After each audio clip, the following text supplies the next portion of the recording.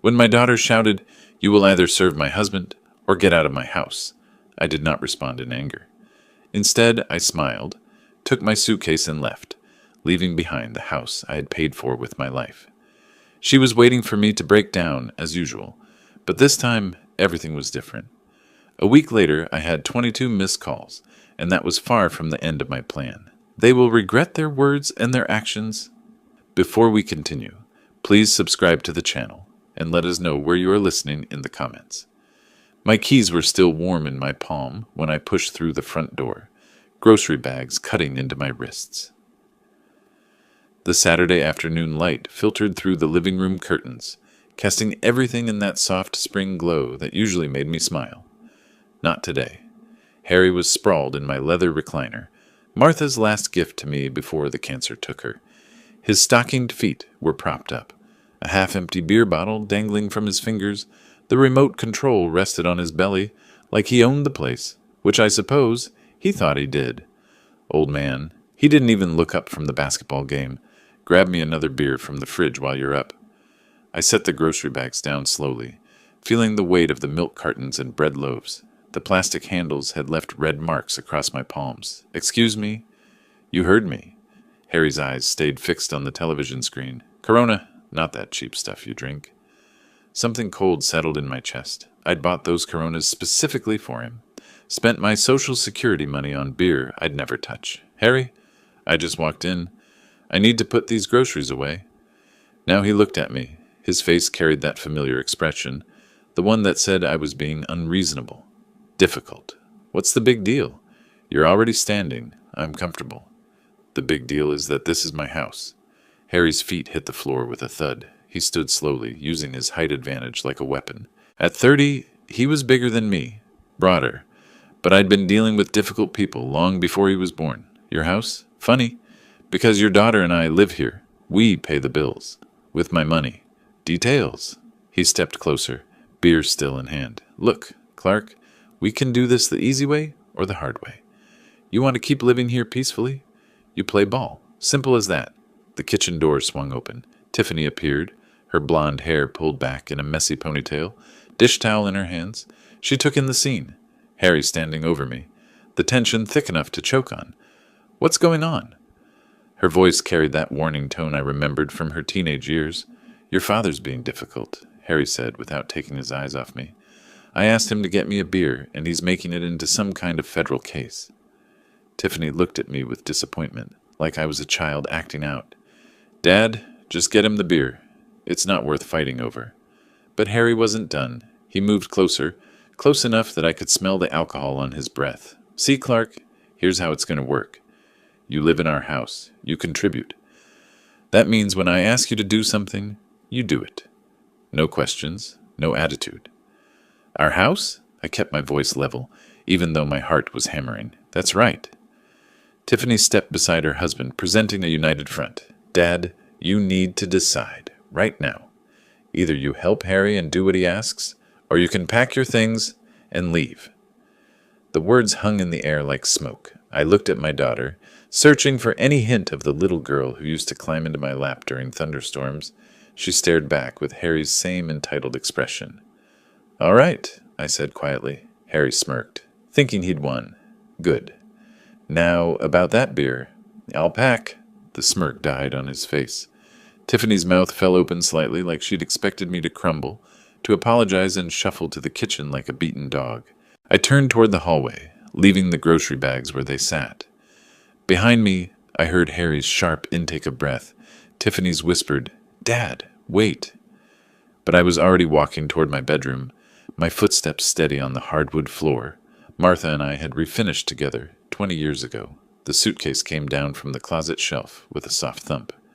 I'd bought it for our honeymoon to Yellowstone, back when Martha was still alive and the future stretched ahead like an open road. Now it gaped empty on the bed, waiting to swallow what remained of my life in this house. I packed methodically. Underwear, socks, 3 changes of clothes. Not everything, just enough. From the living room came the low murmur of urgent whispers, Harry's voice rising occasionally above Tiffany's softer tones. They were figuring out what to do, how to handle the old man's unexpected rebellion. My hands moved without conscious thought, folding shirts and rolling ties. The photo of Martha went into the side pocket, wrapped in tissue paper. My medications. Reading glasses, the small leather journal where I tracked expenses. When I wheeled the suitcase down the hallway, they stopped talking. Harry had returned to his chair, but his posture was different now. Alert, watchful. Tiffany stood by the kitchen doorway, arms crossed, trying to look stern but failing to hide her uncertainty. Neither of them said goodbye. The car started on the first try, my old Buick reliable as always. I backed out of the driveway without looking at the house, without seeing if they were watching from the window. The 30-minute drive to Pine Lodge gave me time to think. The memories came in waves as I drove through downtown Kalispell. Tiffany's college tuition, $40,000 a year for that fancy private school she'd insisted on. I'd worked overtime at the bank for 4 straight years, taking on extra clients, staying late to review loan applications. My hands cramped just remembering all those forms. Her wedding had cost $25,000. Harry's family couldn't afford their half, so I'd covered it quietly, not wanting to embarrass anyone. The reception hall, the flowers, her dress, everything had to be perfect for my little girl's special day. Then came the house. $80,000 from my retirement savings for their down payment, because young couples needed help getting started. That's what fathers did, I told myself. That's what Martha would have wanted. The monthly payments followed like clockwork. $1,200 for their mortgage, $300 for utilities, $500 for groceries when money got tight. My Social Security check disappeared into their lives piece by piece, and I'd convinced myself it was love. Pine Lodge Motel sat on the outskirts of town, a low building with faded paint and a neon sign that flickered intermittently. The room was small but clean. A bed, a chair, a tiny table by the window. I set my suitcase on the luggage rack and sat heavily on the mattress edge. The silence was different here. Not the comfortable quiet of my own home, but the hollow emptiness of a temporary space. I pulled out my phone and scrolled through the contacts. Bank numbers, insurance companies, credit card services. Numbers I knew by heart from 30 years in finance. Tomorrow was Sunday, but some things could still be done. Some calls could still be made. I opened my laptop on the small table and logged into my online banking. Account balances glowed on the screen. Checking, savings, retirement accounts, numbers that represented a lifetime of careful planning, of denying myself small luxuries so I could take care of my family. The cursor blinked in the search bar, waiting for me to decide what came next. Sunday morning arrived gray and overcast, fitting my mood perfectly. I spread my paperwork across the motel table, like a general planning a campaign. Bank statements, insurance policies, legal documents. Everything organized, everything within reach. The first call went to First National Bank. Sunday banking was limited, but automated systems never slept. "Good morning, Mr. Miller," the representative said after I navigated through the phone tree. "How can I help you today?" "I need to cancel the automatic mortgage payment for 847 Pine Street, the account ending in 4729. A pause. Computer keys clicking. "Sir, I show that payment has been active for 5 years. Are you sure you want to discontinue it?" "Completely sure." "May I ask the reason for the change?" "The homeowners no longer qualify for my financial assistance." More clicking. "Very well, Mr. Miller. The automatic payment will be canceled effective immediately. You should receive written confirmation within 3 business days." The second call was easier. Geico had been insuring both their cars on my policy for 3 years. Harry's Silverado, Tiffany's Honda. $280 every month for vehicles I never drove. Coverage for accidents I'd never cause. "I need to remove 2 vehicles from my policy," I told the agent. "My daughter and son-in-law will need to establish their own coverage." "When would you like this change to take effect?" "Today." The credit cards took longer. Tiffany was an authorized user on 3 of my accounts: Visa, MasterCard, and the store card from Costco. $500 monthly I'd been paying on balances I'd never created, purchases I'd never made. "Mr. Miller, removing authorized users will require them to apply for their own credit," the Visa representative explained. "Any outstanding balances will remain your responsibility, but they won't be able to make new charges." I understand. Remove them immediately. Each call felt like lifting a weight from my shoulders. 30 years of banking experience had taught me the system's ins and outs, the legal language, the proper procedures. Everything I was doing was completely within my rights. The life insurance change required written documentation, but I started the process. $100,000 that was supposed to go to Tiffany, money I'd earned to protect my family's future. But family meant something different now. By noon, I'd made 8 calls. Mortgage payments stopped. Insurance canceled.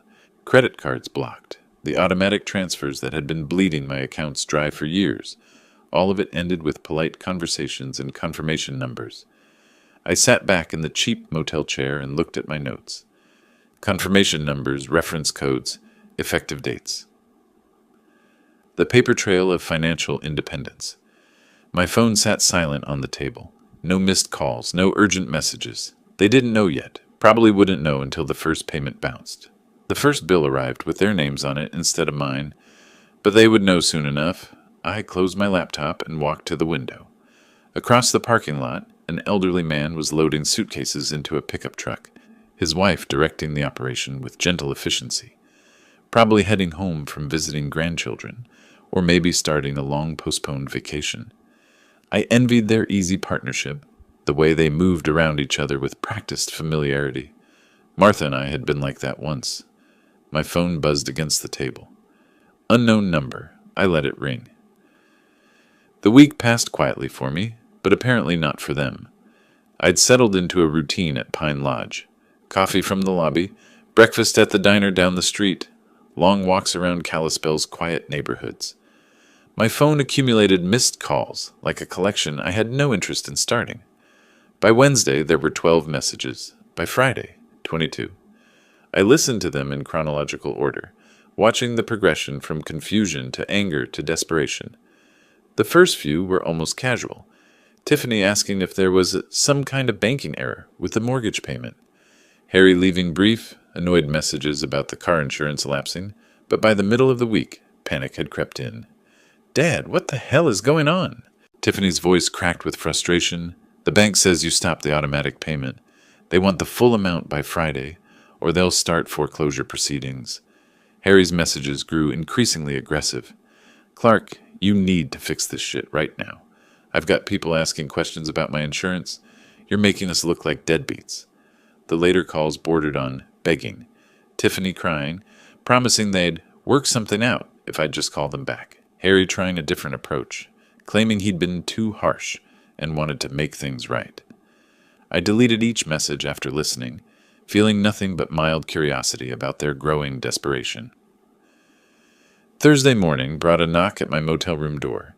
Through the peephole, I saw them both, Tiffany in a wrinkled sweater, Harry in his work clothes, both looking like they'd slept badly.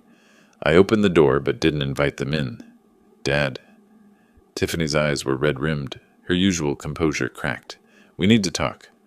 "About what?" Harry pushed forward, his face flushed with anger. "About the fact that you're trying to ruin our lives over some stupid argument about beer." "I'm not trying to ruin anything," I said calmly. "I'm simply no longer paying for your lives." "The mortgage, Clark." Harry's voice rose. "You can't just stop paying the mortgage. That's our house. Actually, it's my house, my name on the deed, my signature on the loan. You two were just guests." Tiffany grabbed Harry's arm as he stepped closer to the door. "Dad, please. We can work this out. Harry was wrong to talk to you that way. We both were. But you can't just leave us with no warning, no discussion." "You gave me an ultimatum," I reminded her. "Do what Harry says or get out. Those were your exact words." "I didn't mean it like that." "Yes, you did." I looked at my daughter, seeing a stranger wearing her face. "You meant every word. You just didn't expect me to choose option 2. Harry tried a different approach, his voice artificially calm. "Look, we all said things we didn't mean. But you're talking about our home, our credit, our whole lives. You can't just pull the rug out like this." "I can, and I did." I started to close the door. "You wanted me to leave. I left. You wanted to handle your own lives. Now you can." "Dad, wait!" Tiffany's voice broke. "What about family? What about everything we've been through together?" I paused, looking at her desperate face. For a moment, I remembered the little girl who used to help me rake leaves in the fall, who brought me dandelions she'd picked from the yard. But that little girl had grown into someone who could stand by while her husband humiliated her father in his own living room. Family works both ways, sweetheart, I said quietly. I spent 5 years taking care of you both. When it was time for you to take care of me, you chose him instead. Harry's fake composure cracked. You crazy old bastard, you can't just... I can call the police if you keep raising your voice, I interrupted. This is private property, and you're disturbing the peace. They stared at me, probably seeing me clearly for the first time in years. Not the soft-hearted father and grandfather-to-be, not the convenient bank account with legs, just a man who'd finally learned to say no. Harry grabbed Tiffany's elbow. Come on, we'll figure this out ourselves. They walked back to their car, Harry's swagger replaced by worried hunching, Tiffany looking back over her shoulder like she was seeing a stranger. I watched them drive away, then closed the door and returned to my laptop. There were still calls to make, still accounts to close. The work of dismantling a relationship was far from finished. I needed coffee and a chance to think clearly. The diner on Main Street had always been my refuge when Martha was alive. She'd meet me there after her doctor appointments, and we'd split a piece of apple pie while discussing nothing important. Tuesday morning found me walking the familiar 3 blocks, my breath visible in the crisp mountain air. The routine felt grounding after yesterday's confrontation. I'd organized my paperwork again this morning, reviewing bank statements and confirmation numbers like a general studying battle plans. The diner's bell chimed as I entered. Coffee steam and bacon grease created that comfortable fog of normalcy I craved. I'd barely settled into my usual corner booth when a familiar voice called out, Clark Miller. Well, I'll be damned. Bob Harrison rose from a table near the window, newspaper folded under his arm. We'd worked together at First National for 15 years before his transfer to the main branch. Bob had handled commercial loans while I managed personal accounts, but we'd shared enough coffee breaks to consider ourselves friends. Bob, I stood to shake his hand. Good to see you. Mind if I join you? Haven't seen you since Martha's service. He slid into the opposite seat without waiting for an answer. Heard you moved out to Pine Lodge. Everything all right? The waitress appeared with coffee before I could answer. I used the interruption to consider how much to share. Bob was trustworthy, but he was also a banker with professional obligations. Family situation, I said finally, needed some space to think things through. Bob nodded slowly, studying my face.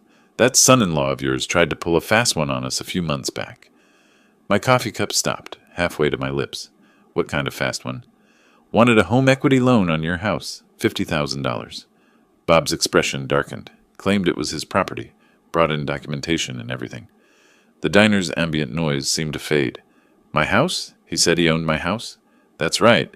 Had some paperwork that looked official at first glance, but when we ran the title search... Bob shook his head. Everything came back to you, of course. Clean title, no co-signers, nothing that would give him any claim to the property. I set my cup down carefully, processing this information. When exactly did this happen? December, maybe January. I handled the application personally because of the amount involved. Bob leaned forward, lowering his voice. Clark, he wasn't just mistaken about ownership. This was deliberate fraud. The documents he brought in were forged. The implications hit me like cold water. 3 months ago, Harry had been planning to steal from me. This wasn't desperation born from our current crisis. This was premeditated deception. Did you report it? We rejected the application and flagged his information in our system. Technically, since no money changed hands, it's a gray area, legally.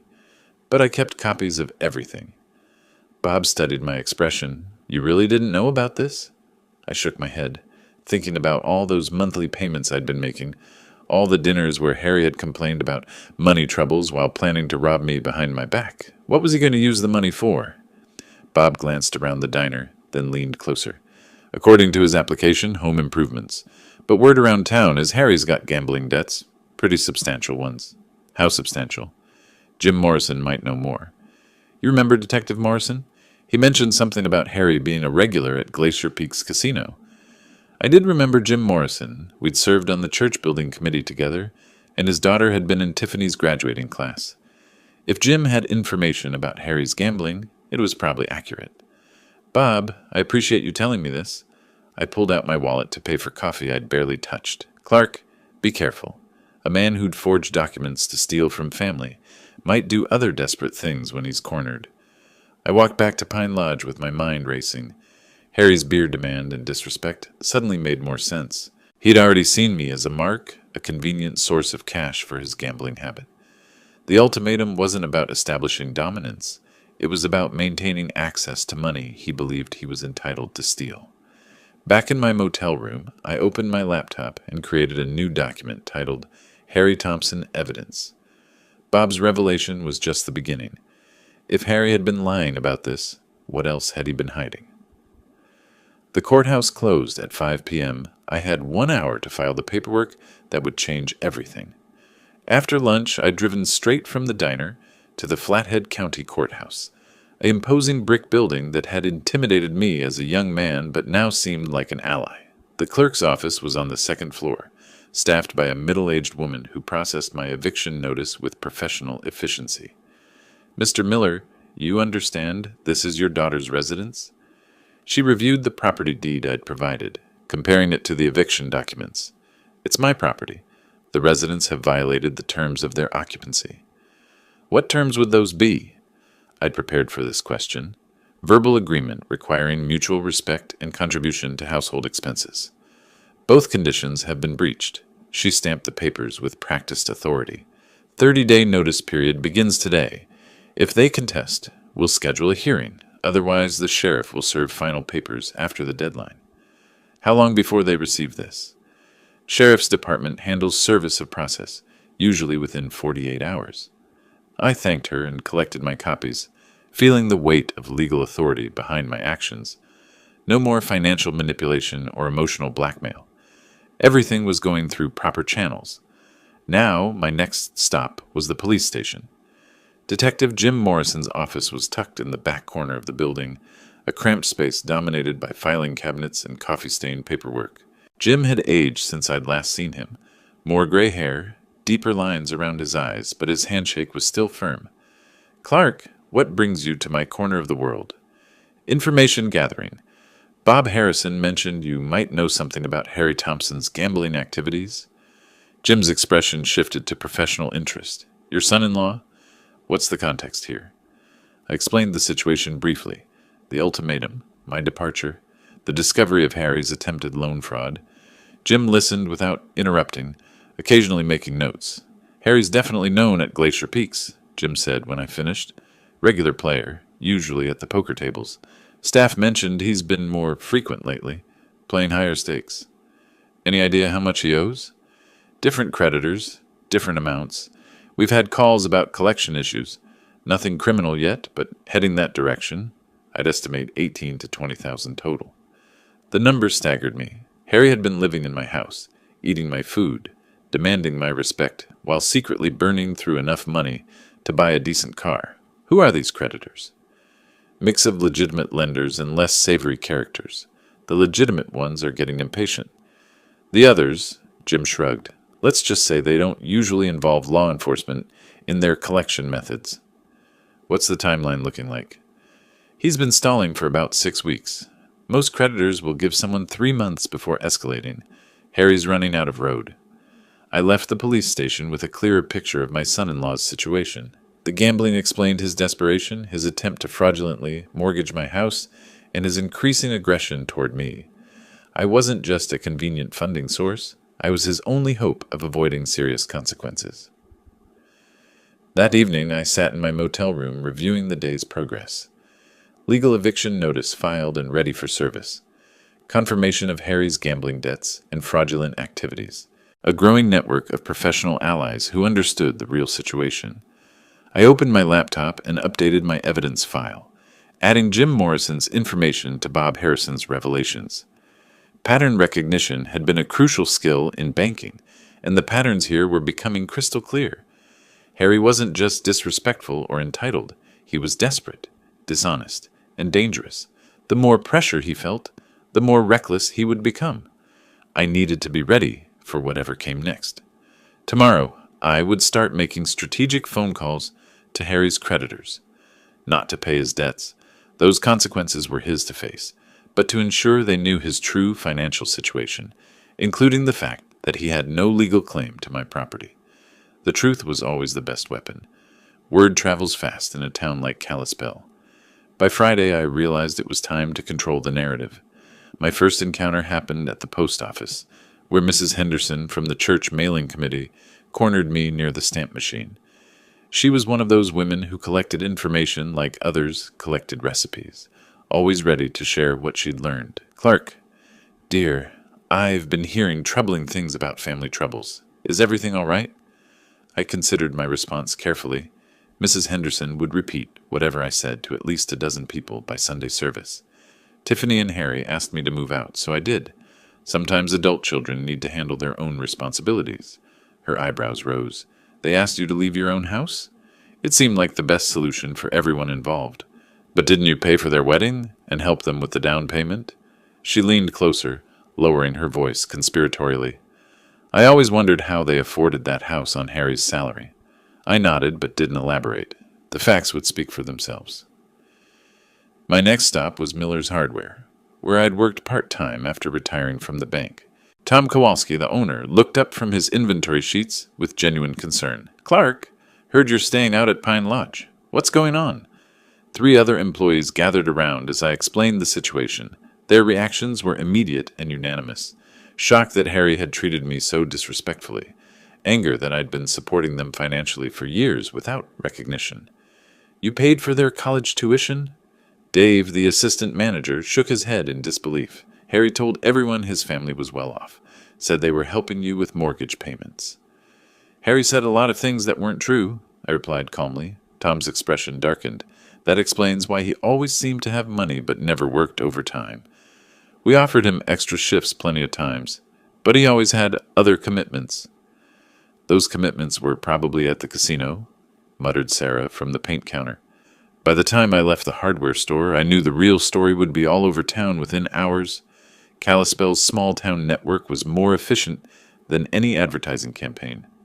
My third stop was St. Mark's Lutheran Church, where Pastor Williams was preparing for the weekend services. He invited me into his office, offering coffee and a chair that had comforted many troubled parishioners over the years. "Clark, several people have mentioned they're concerned about you. Can you help me understand what's happening?" I appreciated Pastor Williams' direct approach. He wasn't fishing for gossip. He was trying to help a member of his congregation. "Pastor, I've been financially supporting my daughter and son-in-law for 5 years. Last weekend they made it clear that my presence in the house was conditional on my following Harry's orders. I chose to leave, rather than accept that arrangement. That must have been incredibly painful." "It was clarifying," I said honestly. "I love my daughter, but I won't be treated like a servant in my own home." Pastor Williams nodded thoughtfully. "Sometimes loving someone means allowing them to face the consequences of their choices. It sounds like you've been protecting them from those consequences for a long time." "Too long, I think." During my walk back to the motel, I stopped at Annie's coffee shop for an afternoon cup. The place was busy with the usual Friday crowd. Retirees, off-duty workers, mothers with strollers. I found a small table in the corner and listened to the conversations flowing around me. Heard Harry owes money all over town. "Clark Miller's been paying their bills for years." Always seemed odd how they lived so well on his salary. The information was spreading exactly as I'd expected. Small towns were like organisms. They processed information quickly and efficiently, separating truth from fiction through collective wisdom. My phone rang as I was leaving the coffee shop. Mrs. Patterson, my next-door neighbor for 20 years. "Clark, I hope you don't mind me calling. I wanted you to know there's been a lot of shouting at the house lately. Mostly Harry, but Tiffany too. Yesterday the police drove by twice. Thank you for letting me know, Mrs. Patterson. I appreciate you keeping an eye on things. Are you safe where you're staying? Do you need anything?" The genuine concern in her voice reminded me that community support came in many forms. "I'm fine, thank you. Just taking things one day at a time." That evening I sat in my motel room reviewing the day's conversations. The social pressure was building naturally, without any vindictive effort on my part. People simply recognized injustice when they saw it clearly. My phone rang again. Unknown number, but I recognized the area code. One of Harry's creditors, most likely. I let it go to voicemail, then listened to the message. This is Marcus Webb from Frontier Financial Services. We're looking for Harry Thompson regarding a past due account. Please call us at your earliest convenience. They were calling me because Harry had probably listed my house as his address on credit applications. More evidence of his deception, more proof that he'd been planning to make me responsible for his debts. I deleted the message and opened my laptop. Time to update my evidence file with today's discoveries. I should have expected them to fight back. Harry never was one to go down quietly. Saturday morning started peacefully enough. I was reviewing bank statements over coffee when my phone began ringing. First Tom from the hardware store, then Mrs. Henderson, then Pastor Williams. Each call brought the same disturbing news. Harry was making rounds through town, spreading an alternative version of events. "Clark, I think you need to know what he's saying." Tom's voice carried barely controlled anger. "He came in here about an hour ago, loud as you please, telling everyone you abandoned them without warning. Claims you promised to always take care of them, then changed your mind out of spite." "What exactly did he say?" "That you're having some kind of mental breakdown. Said you threw them out because Tiffany wouldn't let you control every decision in their lives." Tom paused. "He's also claiming there's a family medical emergency that requires money, and you're refusing to help." I thanked Tom and hung up, my mind already working through the implications. Harry was desperate enough to launch a public relations campaign, which meant the pressure from his creditors was intensifying. The next call confirmed my suspicions. "Mr. Miller, this is Detective Morrison. I wanted to give you a heads up. Harry Thompson was here this morning filing a complaint about elder abuse. Claims you're being manipulated by someone at the bank to make bad financial decisions." "Elder abuse? Complete nonsense, of course. But he's trying to create an official record of your supposed mental incompetence. I told him we'd need medical documentation and witness statements, which he obviously can't provide. 20 minutes later, my phone rang again. Tiffany's number. "Dad, please pick up. I know you're angry, but there are things you don't understand." Her voice was thick with tears. "I'm pregnant, Dad. The stress from all this is making me sick. The doctor says if things don't calm down, I could lose the baby." I felt a familiar twist in my stomach, the same protective instinct that had made me vulnerable to their manipulation for years. But something in her tone seemed rehearsed, desperate in a calculated way. "Congratulations on the pregnancy, sweetheart. When did you find out?" "Last week, right before everything fell apart." Her voice broke convincingly. "Dad, I can't lose my baby because of money problems? You always said family comes first." "Family does come first. That's why I spent $60,000 on your education and $25,000 on your wedding. But what about now? What about your grandchild?" The question hung in the air. If she was really pregnant, if there was really a medical crisis, then my actions could have unintended consequences. But the timing seemed too convenient, the emotional manipulation too practiced. "Tiffany, have you seen a doctor about these pregnancy complications?" A pause. "I have an appointment next week." "Which doctor?" "Dr. Richards at the women's clinic." I knew Dr. Richards. Martha had seen her for years. "I'll call her office to see how I can help with medical expenses." "Dad, you don't need to call. If there's a genuine medical emergency involving my grandchild, I want to help. Dr. Richards will know the best way to handle things." Tiffany's voice became sharp. "You can't just call my doctor. That's private information. You're right. You can have her call me directly to discuss payment options." The call ended abruptly. An hour later, I was walking downtown when I encountered Harry outside the First National Bank. He was talking loudly to anyone who would listen, his voice carrying that aggressive edge I'd learned to recognize. "He's lost his mind," Harry was saying to a small crowd of customers. "Senile old man thinks everyone's trying to steal from him. Kicked his own pregnant daughter out of the house over nothing." I approached calmly, and the crowd noticed me before Harry did. Faces turned in my direction, expressions shifting as they recognized the subject of Harry's rant. Harry spun around, his face flushing red. "There he is, the man who abandoned his own family." "Hello, Harry." I kept my voice level. "How's the gambling debt situation working out?" The accusation hit him like a physical blow. Several people in the crowd murmured among themselves, pieces of a puzzle clicking into place. "You're crazy," Harry sputtered. "I don't know what you're talking about." $18,000, according to Detective Morrison. Glacier Peaks Casino. mostly poker tables. I looked at the gathering crowd. Amazing how much money someone can lose when they're not paying their own living expenses. Harry's face went from red to purple. He stepped closer, using his height advantage like a weapon. You senile old bastard, you can't just... I can document every dollar I've spent supporting you for 5 years, I interrupted. Can you document where your paychecks went? The crowd was listening intently now. Processing this new information, Harry realized he'd lost control of the narrative. Come on, he growled, pushing through the crowd. This isn't over, Clark. I watched him storm away, noting how several people pulled out their phones. The real story would be all over social media within the hour. Back at the motel, I opened my laptop and began documenting the day's events. Harry's counterattack was failing because it was built on lies that couldn't withstand scrutiny. The community knew my character too well to believe his accusations of mental incompetence or vindictive abandonment. But the pregnancy claim worried me. If Tiffany was really pregnant, the situation became more complicated. I needed verification before making my next move. I picked up my phone and dialed Dr. Richards's office. If there was a real medical emergency, I would help, but I wouldn't be manipulated by fabricated crises. Harry's public threats had crossed a line. I walked back to my motel room, pulled out my phone, and called Detective Morrison. James, we need to talk. Harry's behavior today showed a pattern of escalation that concerns me. How so? He confronted me publicly, made threatening gestures in front of witnesses, and his whole demeanor suggested someone losing control.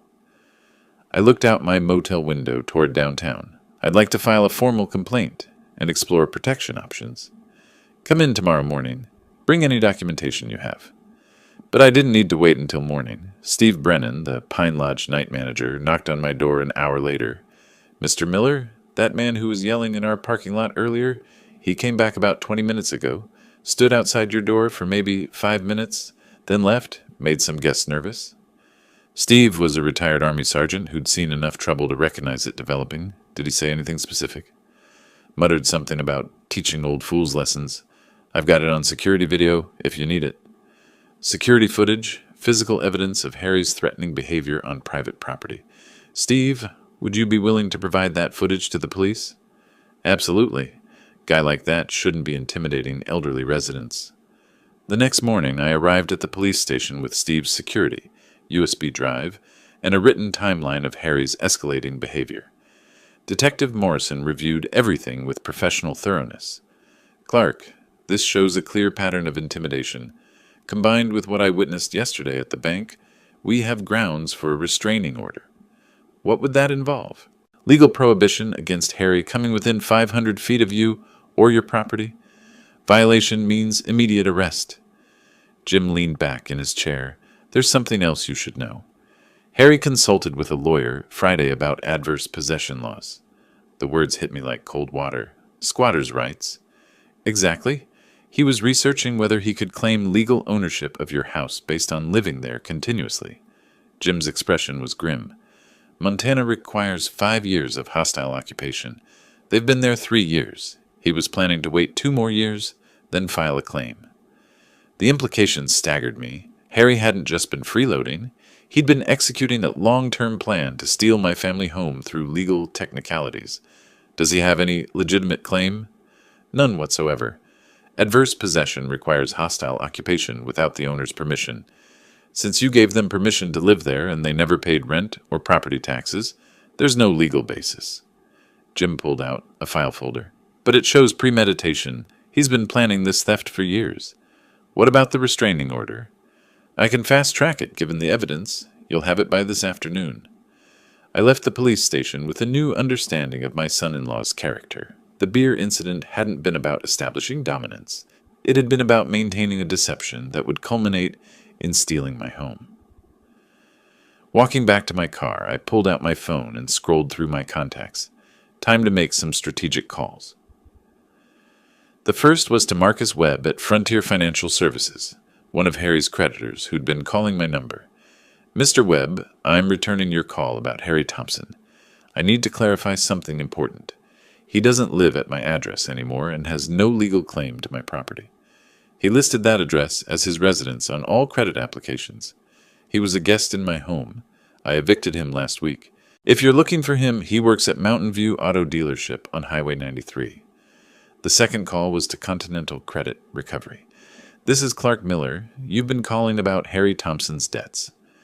I want to clarify that Mr. Thompson has no ownership interest in my property and is no longer residing there. Each call was brief and factual. I wasn't paying Harry's debts or providing personal information, just correcting the false address he'd been using to avoid his creditors. By noon, I'd contacted 6 different collection agencies. Harry's carefully constructed house of cards was about to collapse. That afternoon, Judge Morrison signed my restraining order. Harry Thompson was now legally prohibited from coming within 500 feet of me or my property. Violation would result in immediate arrest and possible jail time.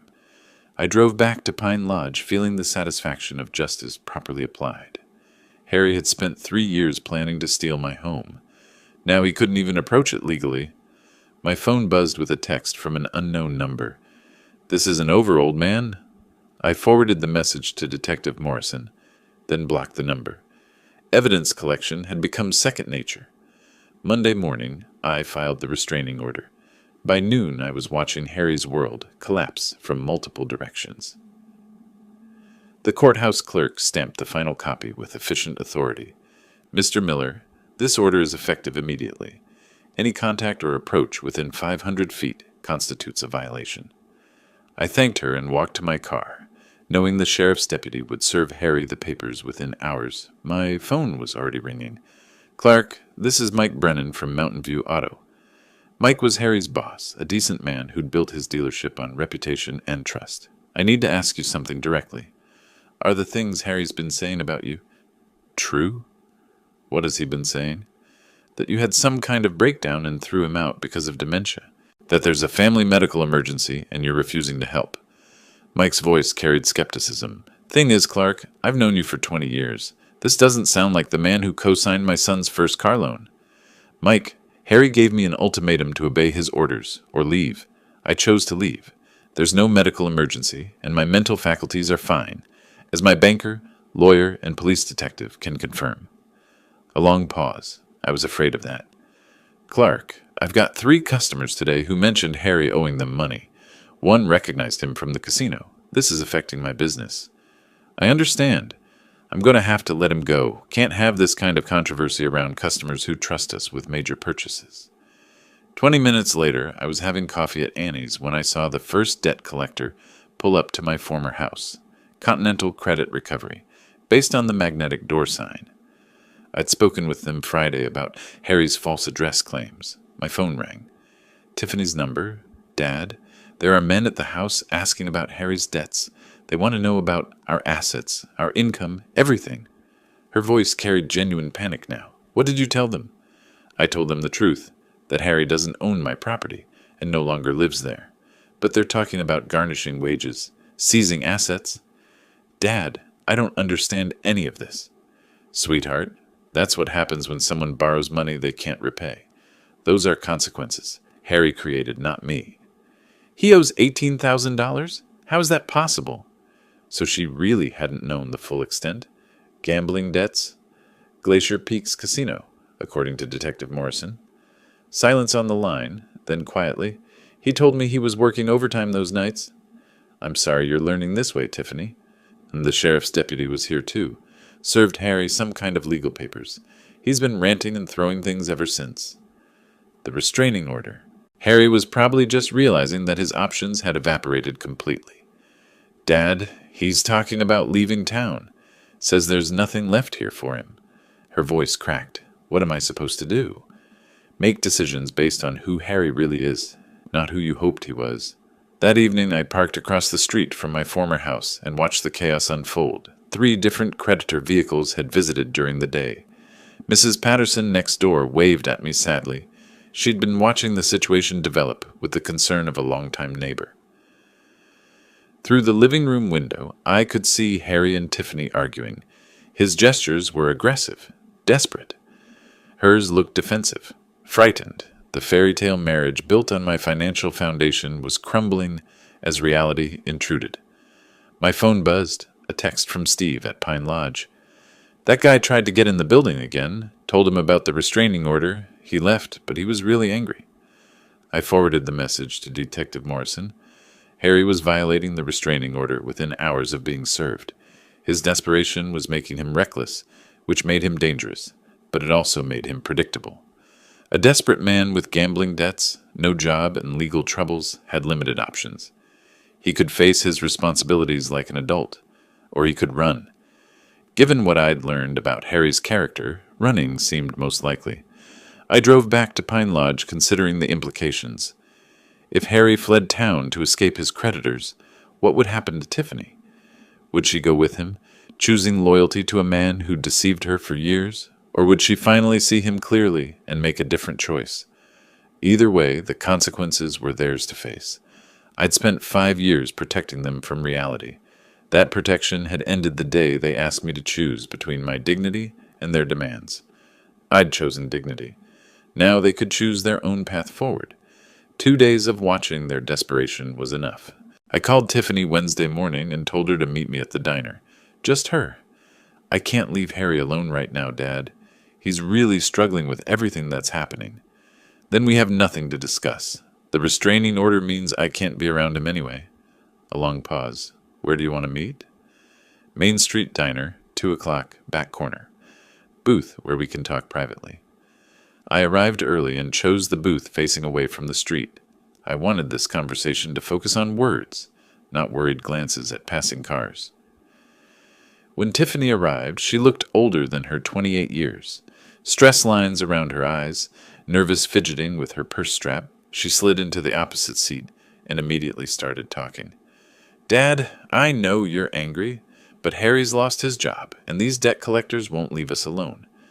The phone rings constantly. People are showing up at the door demanding money we don't have. I waited until she finished, then spoke calmly. I'm offering you one chance to end this with some dignity, Tiffany. What do you mean? Public acknowledgement of the truth, full disclosure of how much I've supported you both, and an honest explanation of why I left. Her face flushed. You want me to humiliate myself in front of the whole town? I want you to tell the truth. There's a difference. What kind of acknowledgement? I'd spent 2 days thinking through exactly what justice required. Church announcement Sunday during testimony time. Letter to the editor of the Tribune. Facebook post visible to all our mutual connections. Full details about college tuition, wedding costs, mortgage payments, and the ultimatum that caused me to leave. Dad, people will think you had a father who loved you enough to sacrifice his retirement security for your happiness, and that you took it for granted until it was gone. Tiffany stared at her untouched coffee. What about Harry? Harry is no longer part of any equation involving me. The restraining order is permanent. If you choose to stay married to him, that's your decision, but it means choosing him over any relationship with me. You're asking me to choose between my husband and my father. I'm asking you to choose between a man who threatened me and a man who raised you.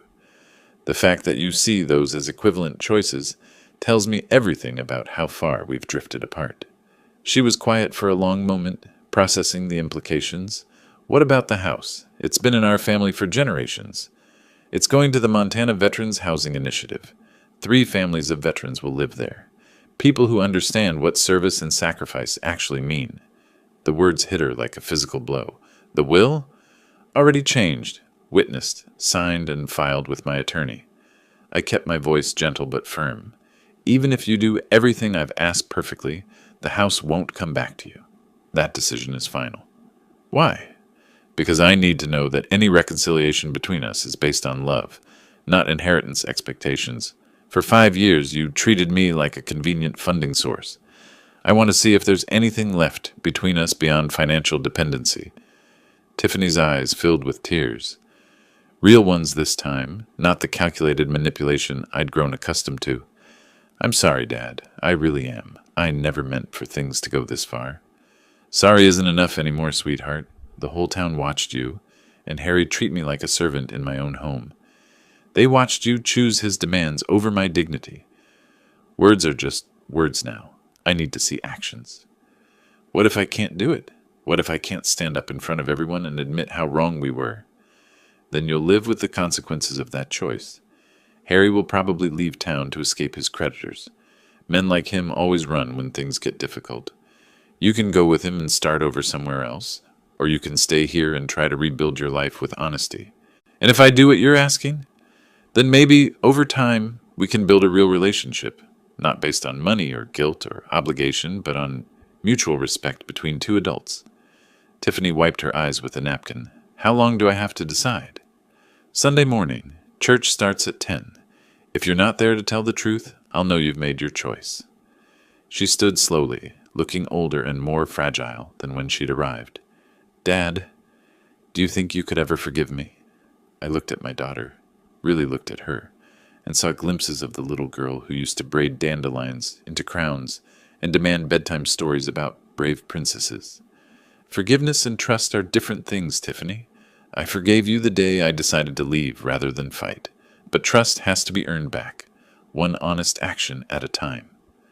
She nodded and walked toward the door, shoulders bent under the weight of a decision that would determine the rest of her life. I remained in the booth, watching her drive away. Sunday was 4 days away. By then, I would know whether my daughter had the courage to choose truth over comfort, responsibility over loyalty to someone who had never deserved it. Sunday morning arrived clear and cold. I walked into St. Mark's, wondering if Tiffany would find the courage to tell the truth. The sanctuary was fuller than usual. Word had gotten around about some kind of family announcement. I took my regular pew 3 rows from the front and waited. Pastor Williams began the service with familiar hymns and readings, but I could feel the congregation's anticipative energy. When testimony time came, Tiffany stood from the back row. She looked small walking down the center aisle, but her steps were steady. At the podium, she gripped the edges and looked out at faces she'd known her entire life. I need to tell you all something important about my father. Her voice carried clearly through the silent sanctuary. For the past 5 years, Clark Miller has been supporting my husband and me financially. He paid $160,000 for my college education when I could have gone to a state school. He paid $25,000 for my wedding when Harry's family couldn't afford their share. Murmurs rippled through the congregation. These were specific numbers, documented sacrifices that painted a clear picture. He gave us his family home, the house his parents left him, where he'd lived with my mother for 20 years. When we couldn't make mortgage payments, he paid them. When we needed groceries, utilities, car insurance, he paid for everything while living on Social Security.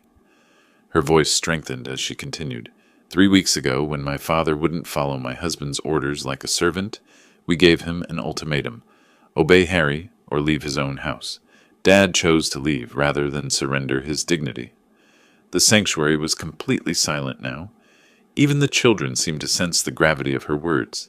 I stood by and watched my husband disrespect the man who sacrificed his retirement security for our comfort.